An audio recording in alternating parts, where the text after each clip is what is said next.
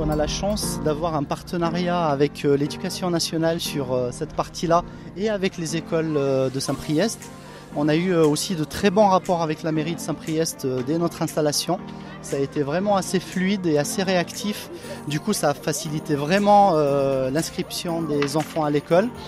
On a pu aussi, avec le soutien de la mairie de Saint-Priest, positionner les enfants sur le midi, c'est-à-dire sur la cantine scolaire, ce qui fait que quand ils vont le matin, ils peuvent y rester jusqu'à la fin de la journée.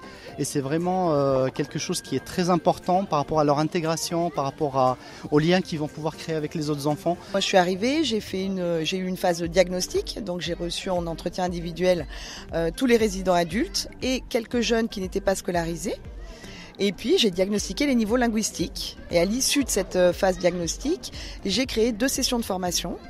On est sur le français du quotidien, tout à fait, parce que dans les niveaux, on a des petits niveaux, des débutants, grands débutants. Donc il faut tout apprendre au niveau du vocabulaire, au niveau de l'expression orale, se présenter, connaître les codes socio-culturels. Et puis on a eu aussi toute une phase d'initiation à notre pédagogie, la pédagogie qu'on a mise en place ici sur le site, la pédagogie Gattegno.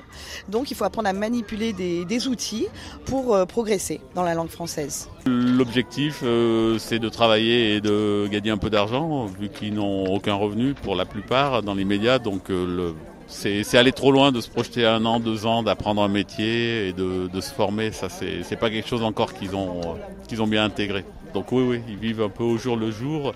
Mais après, je pense que la formation professionnelle, par le biais d'un métier qui leur permet en parallèle de démarrer une qualification, ça, ce sera possible avec des structures d'insertion.